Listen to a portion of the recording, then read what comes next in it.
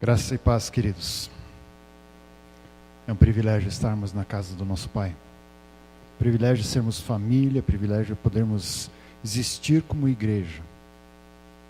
Às vezes nós brincamos, não sei se dá para chamar isso de brincar, mas às vezes a gente fica naquela dúvida assim, quem chamou quem?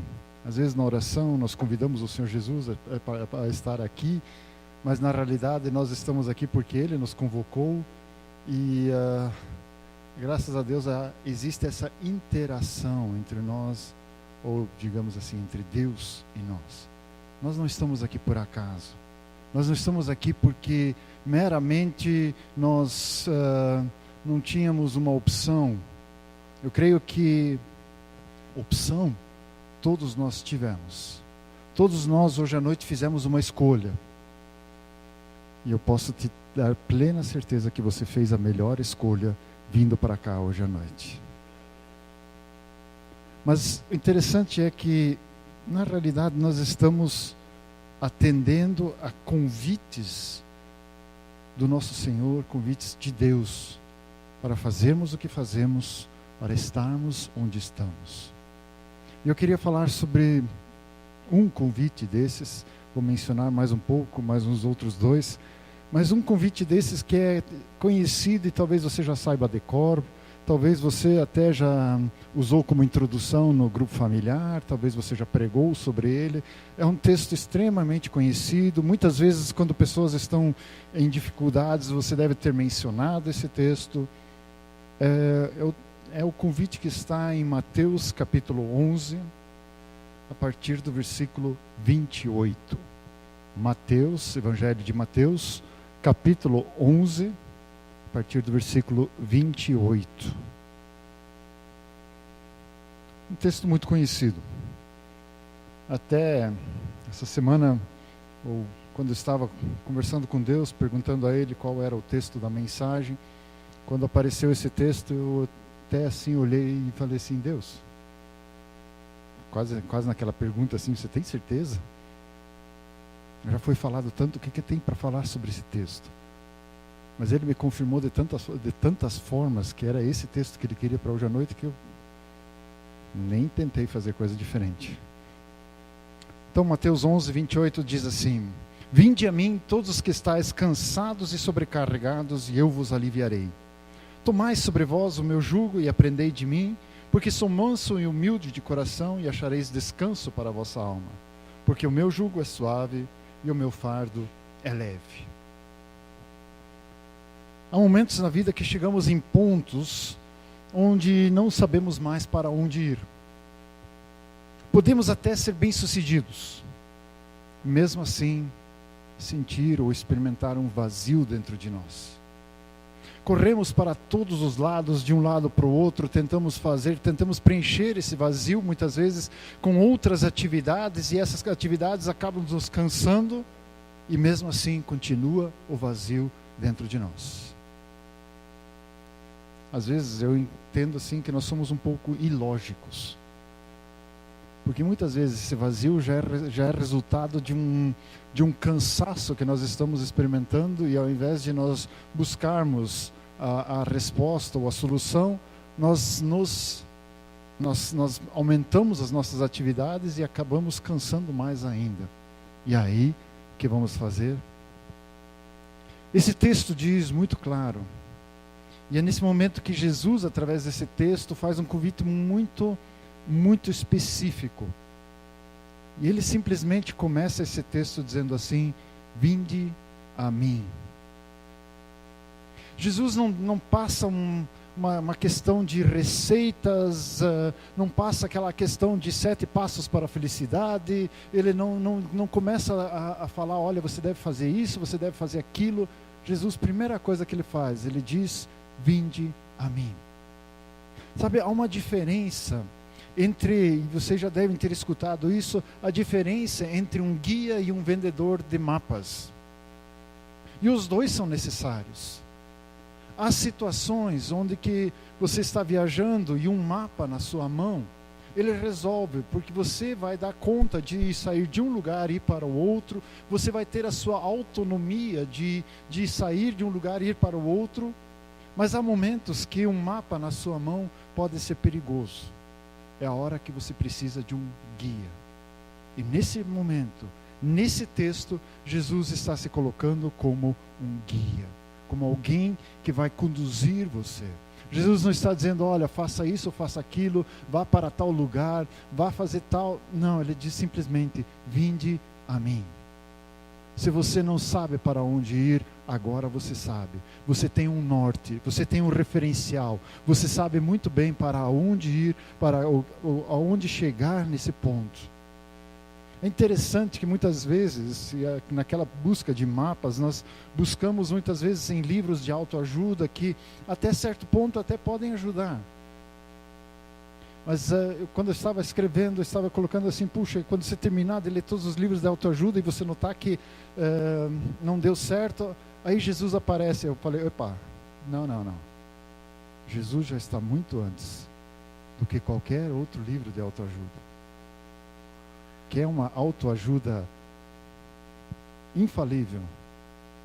Vinde a mim, diz Jesus. Aí outros livros vão poder te ajudar, vão poder te dar uma ajuda, mas a partir do momento que você vem a Jesus, você vai ter uma direção muito mais clara. Jesus vai reforçar esse convite num outro momento. Quando ele diz lá em João 7,37, eu só vou mencionar, você pode anotar, ele diz assim, você que tem sede, venha a mim e beba. E o interessante é o contexto em qual Jesus fala isso. Ele está na festa dos tabernáculos, e nessa festa havia um ritual que era feito, alguns dizem todos os dias, outros dizem só no último dia, e Jesus estava no último dia da festa. E havia um ritual onde que eles buscavam uma jarra de água do tanque de Siloé, e derramavam ali no templo, junto com o vinho, dizendo que eles estavam pegando das águas, ou deixa eu colocar no termo original aqui, com alegria tirareis águas das fontes da salvação. Então eles faziam isso e era um momento de alegria, de comemoração, porque era aquele momento que eles estavam celebrando a salvação, celebrando isso. E é nesse momento que Jesus pega aquele contexto e diz assim, você tem sede? Você precisa buscar o tempo todo água lá no tanque? Pois agora não precisa mais. Venha a mim e beba. E aí ele continua dizendo assim, se você vier a mim, do teu interior fluirão águas. Ou seja, não é apenas você ser saciado, mas você vai ser um canal de outros poderem ser saciados em Cristo Jesus. De novo, essa mesma frase, vinde a mim. E esse é um texto, é um convite que nós vamos encontrar inclusive no Antigo Testamento, lá em Isaías 55, quando o capítulo começa, também é um texto conhecido, onde que ele diz, todos vós os que tendes sedes, vinde as águas, e vós os que não tendes dinheiro, vinde, comprai e comei. Sim, vinde e comprai, sem dinheiro e sem preço, vinho e leite. Por que gastais dinheiro naquilo que não é pão, e o vosso suor naquilo que não satisfaz? Ouvi-me atentamente, comei o que é bom e vos deleitais com os finos manjares. Inclinai os ouvidos e vinde a mim. Ouvi e a vossa alma viverá, porque convosco farei uma aliança perpétua, que consiste nas fiéis misericórdias prometidas inclusive ao rei Davi. Ou seja, Jesus complementa esse convite, feito há muitos anos atrás. E aí Jesus se posiciona como um norte, como um referencial no qual nós podemos nos orientar e confiar.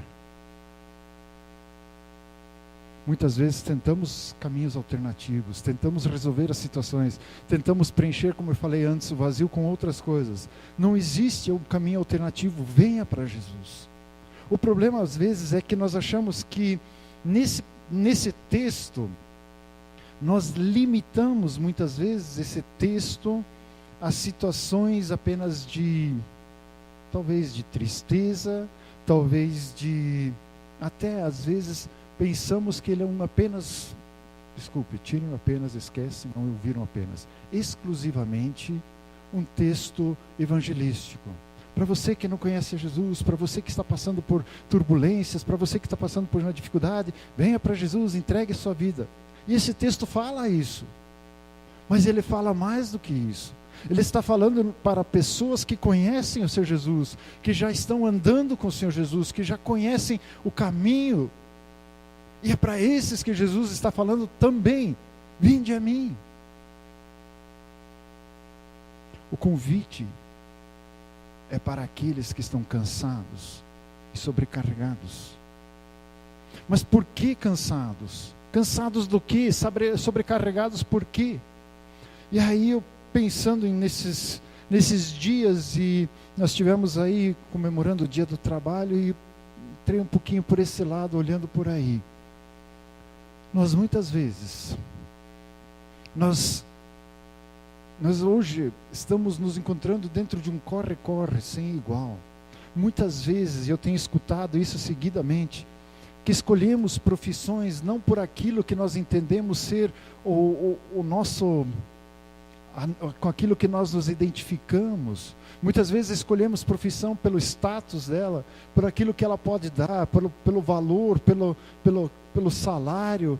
Muitas vezes abrimos mão de fazermos algo que realmente com o que nós nos identificamos, com o que nós podemos uma alegria de trabalhar, e vamos trabalhar naquilo que não é tão interessante, mas pelo menos nos traz o dinheiro que nós tanto queremos. Ou às vezes, quando enfim nós quebramos esse paradigma e buscamos uma profissão que tem afinidade conosco, muitas vezes essa profissão não é aquela profissão tão bem conceituada, não traz tanto dinheiro, não traz tanto status, e aí as pessoas ao nosso redor às vezes até olham para você e se dizem: ah, você faz isso? Puxa, interessante. Eu lembro até hoje em dia, quando eu passei no vestibular, e eu todo feliz da vida porque tinha passado no vestibular, e cabeça raspada e tal, né? Aí o pessoal: meus parabéns e tal. E aí no que se passou, aí quando eu dizia psicologia, o pessoal: legal, puxa, parabéns, né? Como se fosse algo assim que, não sei, talvez era pelo conflito da época, eu não sei. Mas eu sei que o que eu escutei assim, sabe quando você vê assim as pessoas murcharem na sua frente assim? É isso, né? Então tá, né? A escolha foi sua. Ou então aquela questão muitas vezes que o pessoal assim: o que você faz? Tal, meus pêsames, né? E aí já fala um monte de coisa negativa porque, né? Então a gente está assim diante de certos dilemas muitas vezes nas nossas profissões, e a gente fica naquela: como fazer isso?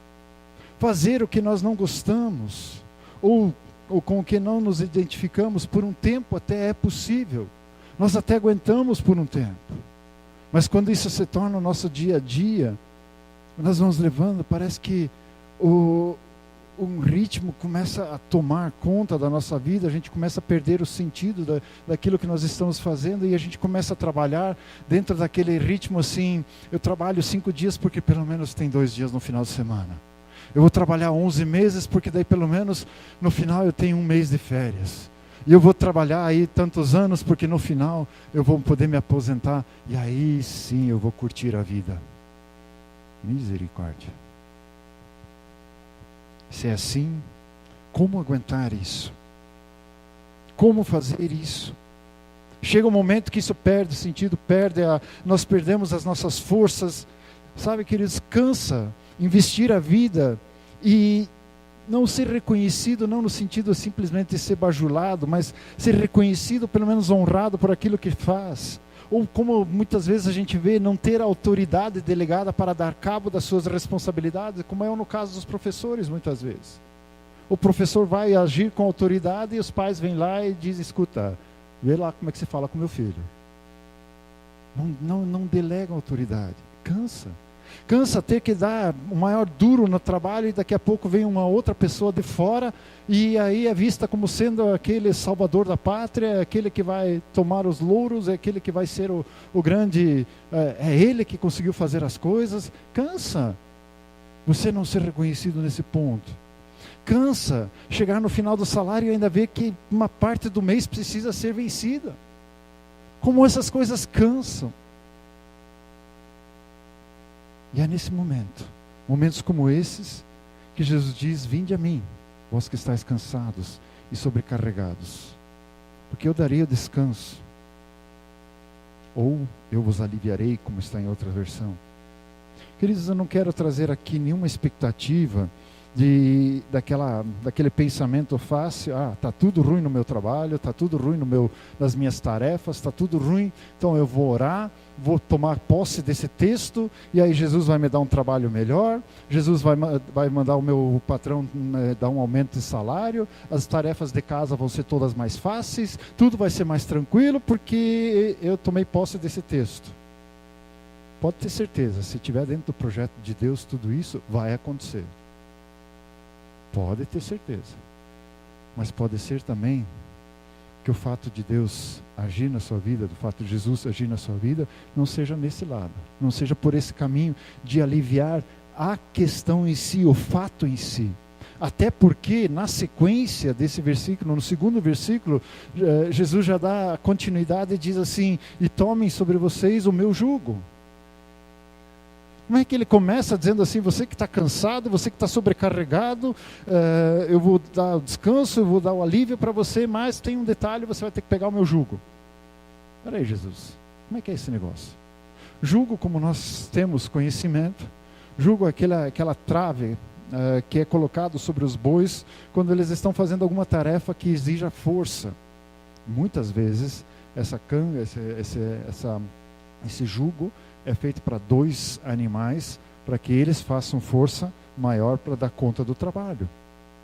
Como assim? Então Jesus está dizendo assim: eu vou dar descanso para vocês, mas para isso vocês precisam pegar o meu jugo, carregar sobre vocês o meu jugo. Como assim? E aí nós precisamos entender melhor, ou precisamos compreender melhor o quão fantástico é esse Jesus quando ele fala em forma figurada. É interessante como Jesus, quando ele fala algo, ele com uma palavra, ele alcança tantos detalhes. Como eu falei, jugo, por um lado, é essa questão dessa trave colocada em cima do animal, na época em cima do boi. Por que era feito isso? Porque se ele usasse apenas aquelas tiras de couro, aquilo entrava na pele, aquilo machucaria o boi de tal forma que ele logo perderia as forças, ele não teria mais como puxar. E a gente sabe que um animal, quando ele se sente machucado, ele vai com mais cuidado. Então, às vezes, ao invés de nós possibilitarmos melhor que ele faça isso, a gente estaria atrapalhando ele com essas correias. E aí, esse instrumento, esse jugo, ele facilitaria esse trabalho. Só que o interessante é que esse jugo, normalmente, ele é feito para 2 animais. E quando Jesus fala, ele não fala: tome sobre vocês o jugo. Tome sobre vocês qualquer jugo. Quando ele diz o seguinte: tome sobre vocês o meu jugo.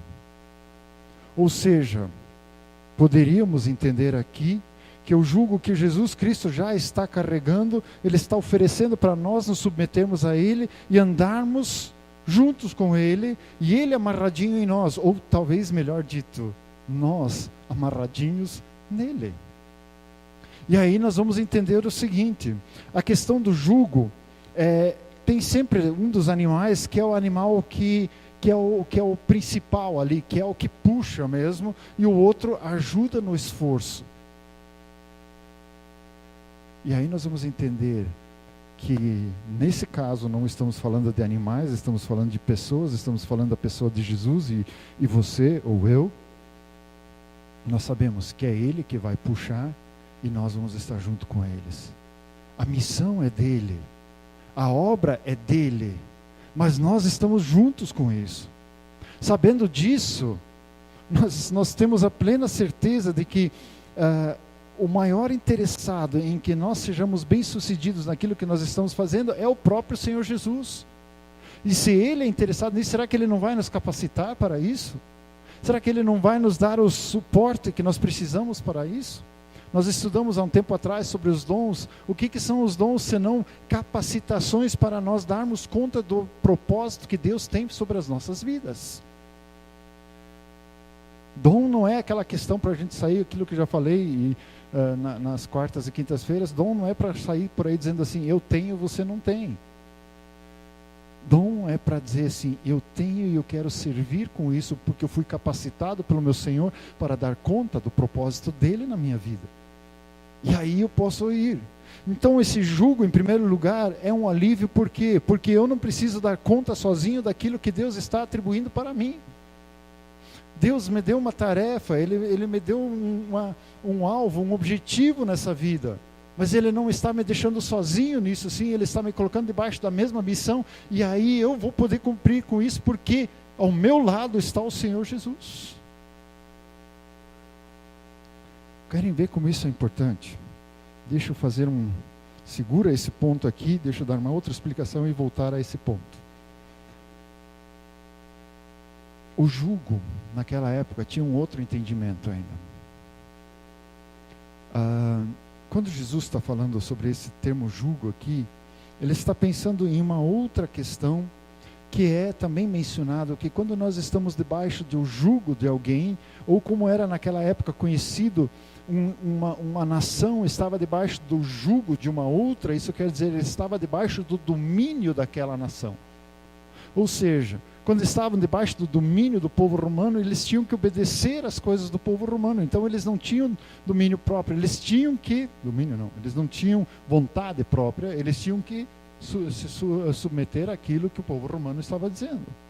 Então quando Jesus diz debaixo do jugo, é porque nós estamos debaixo da vontade dele, nós estamos debaixo do comando dele sobre a nossa vida. Mas uma terceira questão do jugo é a questão de um peso colocado sobre a vida daqueles que viviam na época de Jesus, que era colocado pelos fariseus, pelos mestres da lei, ou seja, em resumo, pelos teólogos da época. Havia um peso colocado, havia um ensino colocado sobre a vida deles. E nós já comentamos várias vezes aqui, no Antigo Testamento, eu não tenho bem os números aqui, mas só para a gente ter a proporção. No Antigo Testamento, Deus havia criado, pelo menos aí, se não me engano, são 600 leis, 600 regulamentos que o povo tinha que seguir, desde questões básicas até todas as questões do ritual, de sacrifícios e tudo isso. Tinha pelo menos aí umas 600 leis, no mínimo aí. E os fariseus, os teólogos da época, tinham criado novas 600 leis para que o povo cuidasse de não infringir uma das leis de Deus. É aquela velha história, né?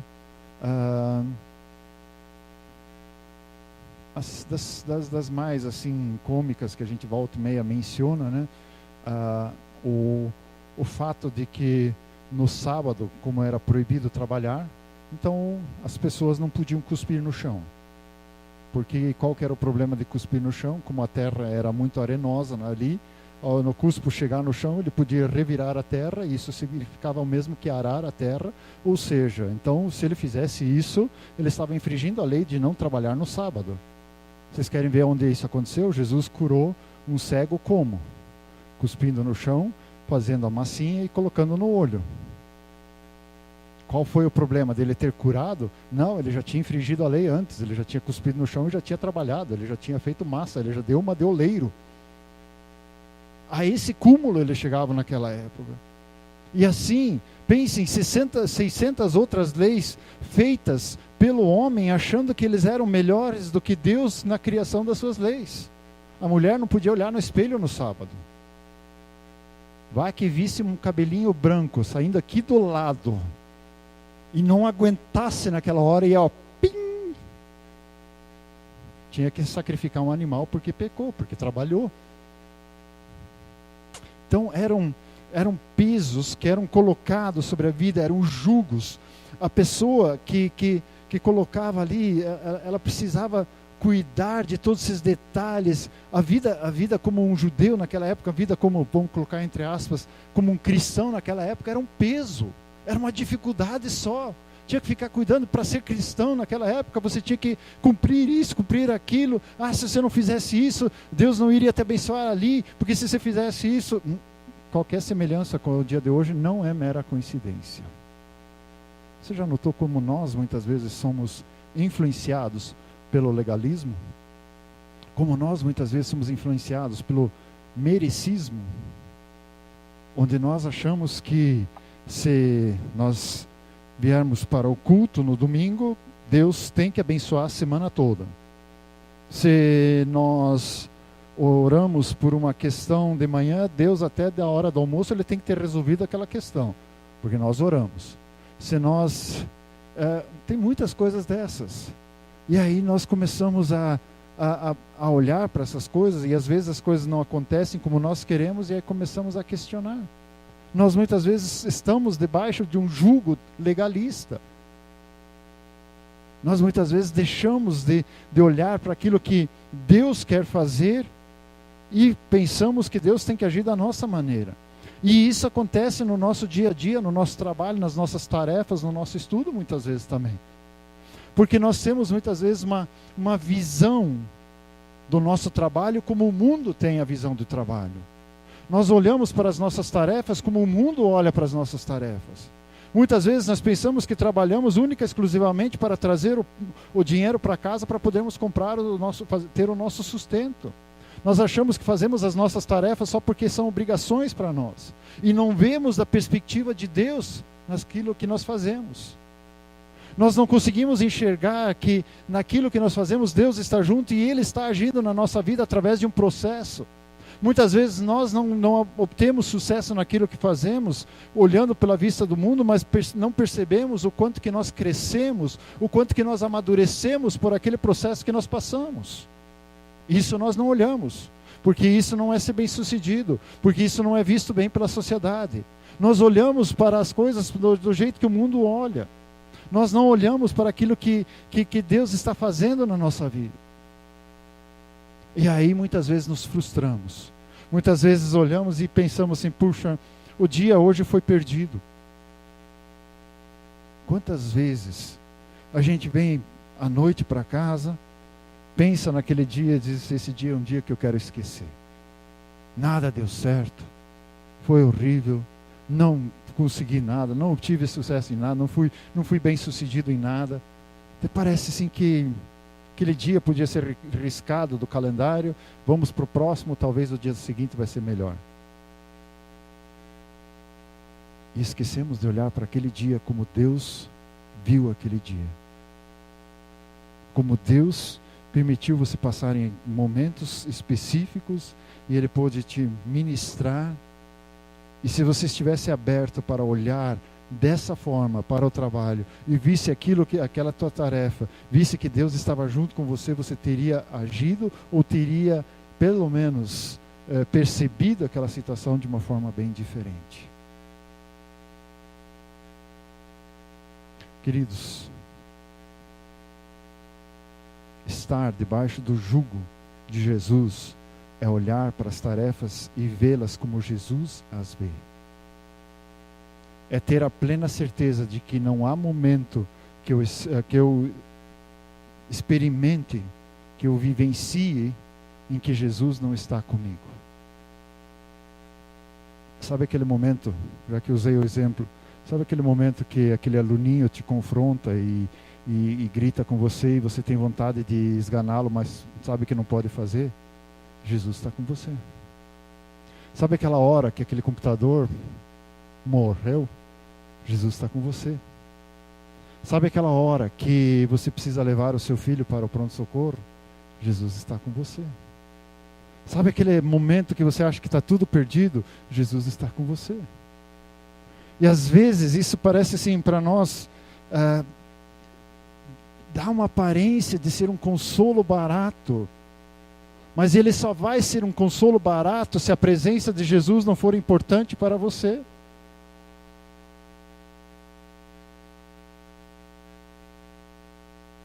Teve uma época que logo depois que a Simone saiu do trabalho no banco e as crianças nasceram e nós estávamos revisando nossa forma de trabalharmos as coisas. Ela não estava num trabalho sistemático, remunerado, e foi uma época em que nós dois resolvemos que ela viria me ajudar aqui no escritório. E foi um tempo gostoso, foi um tempo assim, de nós podemos compartilhar os projetos, a escola, ela conhecer aquilo que eu estava fazendo, a gente poder ter trocas. Foi um tempo gostoso, por quê? Porque a presença dela para mim era importante. Fez toda a diferença. Assim também é a presença de Jesus na nossa vida. Ela só vai fazer a diferença se Jesus for alguém importante para nós. Se nós percebermos o valor, a diferença que Jesus faz isso. Nós podemos simplesmente dizer, não, Jesus está aí, ok, legal. Ou nós podemos dizer, Jesus está conosco a todo o momento, em cada situação. É essa a diferença. É você saber que você não está sozinho. É saber que você pode a qualquer momento parar, se virar e dizer assim, Jesus, o que o Senhor faria nesse momento? Qual seria a sua atitude aqui? Qual é a atitude que o Senhor espera de mim nesse momento? Olhar para a situação, que nem eu falei antes, no final do dia, e dizer assim, puxa, não deu certo, o negócio não deu certo ali. Mas por outro lado, olhando pela perspectiva de Jesus, eu percebo, puxa, eu cresci um tanto aqui. Eu aprendi mais um pouco. Eu pude descobrir algumas coisas que antes eu não sabia e agora posso usá-las na próxima vez.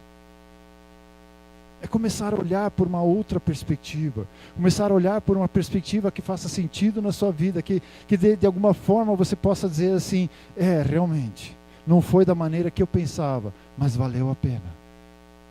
Valeu a pena.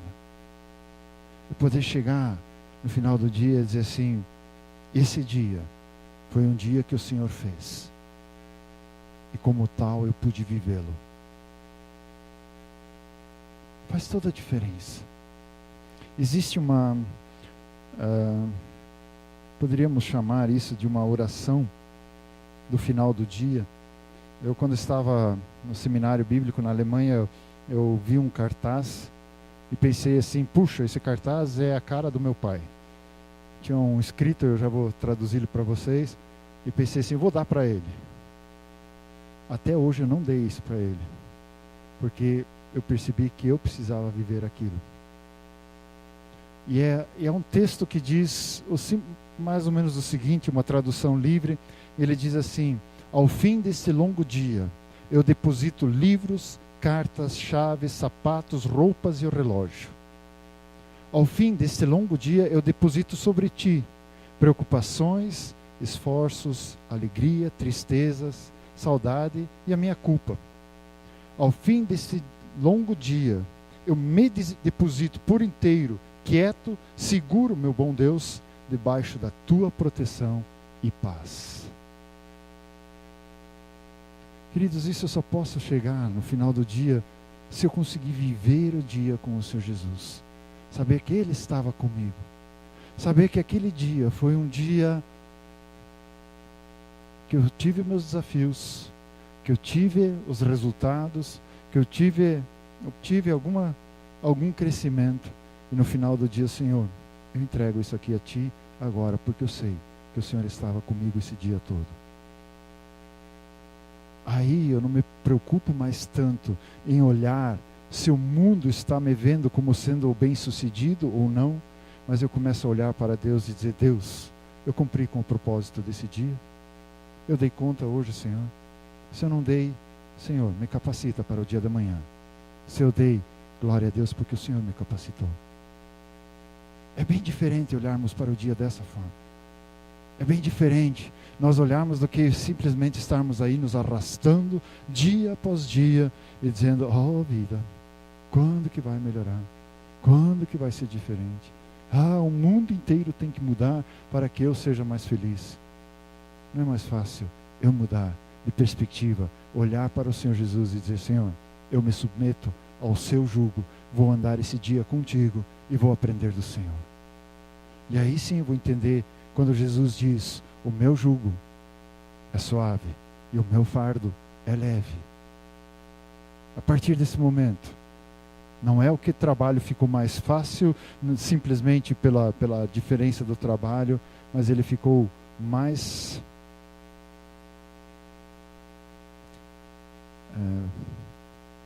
o termo técnico seria factível, o termo marconiano seria fazível, né?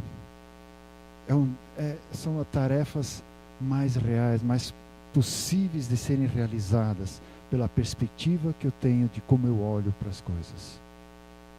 E se torna prazeroso. Até aquilo que tem o seu sentido, tem a sua função, e eu posso usar isso. Às vezes não tem alternativa. Às vezes eu não posso mudar o meu local de trabalho, eu não posso mudar de trabalho, eu não posso mudar...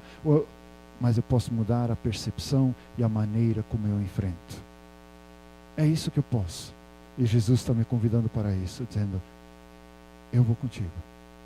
Se coloque debaixo do meu jugo e nós vamos enfrentar essa juntos. É assim que Ele quer, é assim que Ele está nos convidando. É isso que Ele tem para nós. E aí nós podemos enfrentar desafios que vierem pela nossa frente, mas nós podemos enfrentar.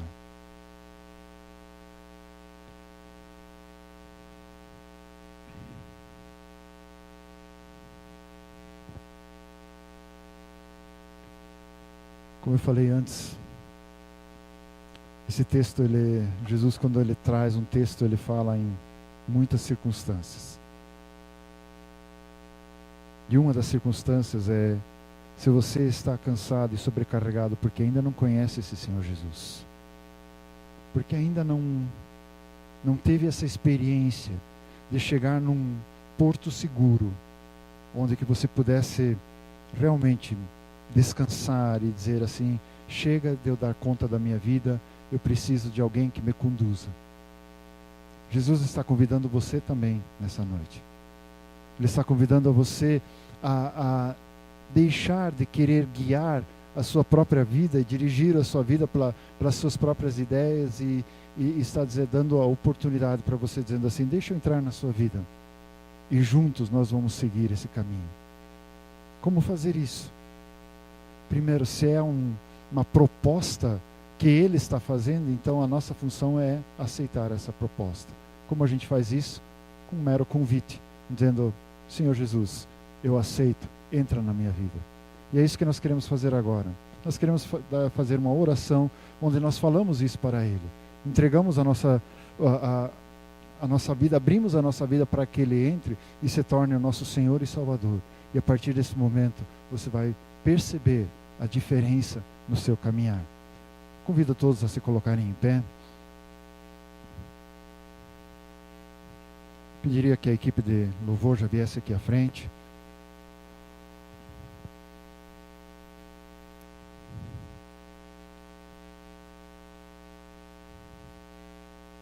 Vamos fechar os nossos olhos e vamos orar assim. Querido Jesus, muito obrigado, porque hoje à noite o Senhor está me convidando a entregar a minha vida ao Senhor. Muito obrigado pelo seu amor, pelo seu cuidado. E eu hoje, Senhor Jesus, quero abrir a minha vida, quero convidá-lo a entrar na minha vida. Seja o Senhor o meu Salvador e o meu Senhor. Eu peço perdão pelos meus pecados, pela minha forma de agir. E hoje eu entrego o senhorio da minha vida ao Senhor. Muito obrigado, Senhor. Amém. Vinde a mim, todos que estáis cansados e sobrecarregados, e eu vos aliviarei. Tomai sobre vós o meu jugo e aprendei de mim, porque sou manso e humilde de coração, e achareis descanso para a vossa alma, porque o meu jugo é suave e o meu fardo é leve. Obrigado, Pai querido. Obrigado por tanto amor. Obrigado, Senhor Jesus, por esse convite. Obrigado porque esse não é um convite momentâneo, mas é um convite que está aberto para nós dia após dia. E nós queremos nos submeter ao teu jugo. Nós queremos andar lado a lado contigo, Senhor Jesus. Queremos olhar para os nossos desafios, as nossas tarefas como o Senhor olha. Queremos enxergar as coisas a partir da sua perspectiva. Muito obrigado, Senhor Jesus, porque o Senhor se importa tanto conosco. Obrigado porque o Senhor conquistou isso para nós. Muito obrigado. Obrigado porque isso não é apenas uma mera palavra, mas é uma realidade para nós dia após dia, ao qual nós podemos experimentar, experienciar dia após dia. Muito obrigado, Jesus. Que realmente essa semana nós possamos ter uma nova perspectiva, ter uma nova percepção, Senhor, daquilo que o Senhor está fazendo em nós e através de nós. Que nós possamos ser aqueles que fazem a diferença ali onde que nós estivermos, porque nós estamos contigo. Se estamos debaixo do mesmo jugo ali onde que nós estamos, o Senhor também está. E nós queremos carregar a sua presença para todos os lugares que nós estivermos. Muito obrigado, Senhor Jesus. Obrigado porque agora ao sairmos daqui, não sairemos sozinhos, porque estamos contigo e o Senhor está conosco. Muito obrigado. O Senhor te abençoe e te guarde. O Senhor faça resplandecer o seu rosto sobre ti e tenha misericórdia de ti. O Senhor sobre ti levante o seu rosto e te dê a paz. Deus te abençoe, uma semana vitoriosa, em nome de Jesus. Amém.